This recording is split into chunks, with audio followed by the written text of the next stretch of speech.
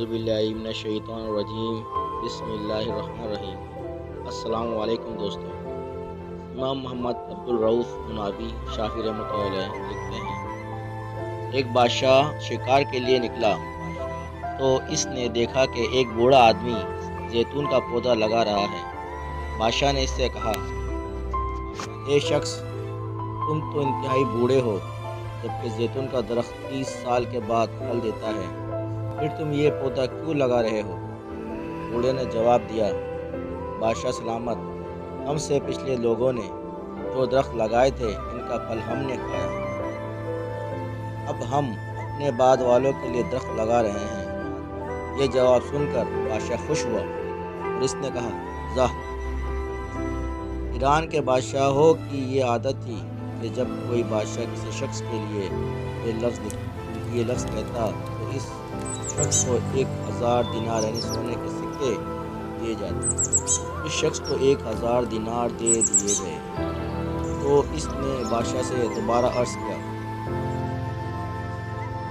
بادشاہ سلامت، زیتون کا درخت 30 سال کے بعد پھل دیتا ہے، لیکن اس درخت نے تو بالفور پھل دے دیا۔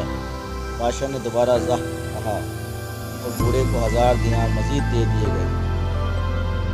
بوڑھے نے بادشاہ کی خدمت میں تیسری بار عرض کیا، بادشاہ سلامت، زیتون کا درخت سال میں 1 مرتبہ پھل دیتا ہے، جبکہ اس درخت نے تو ایک ہی وقت میں 2 مرتبہ پھل دے دیا ہے۔ بادشاہ نے پھر زاہ کہا اور بوڑھے کو تیسری مرتبہ 1000 دینار دے دیے گئے۔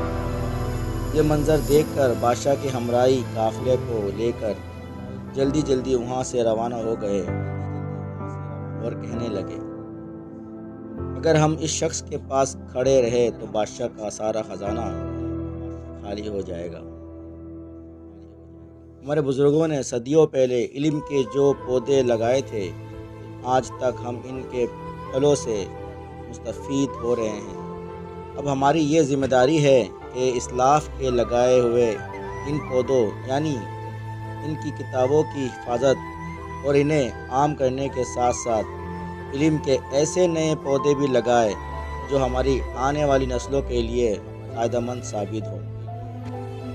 ایسا کرنے سے صرف دوسروں کا ہی بھلا نہ ہوگا، بلکہ جس طرح پودا لگانے والے بوڑھے کو فائدہ حاصل ہوا، اسی طرح انشاءاللہ اخلاص کے ساتھ علم کی خدمت کرنے والا دنیا میں بھی کسی کا محتاج نہیں رہے گا۔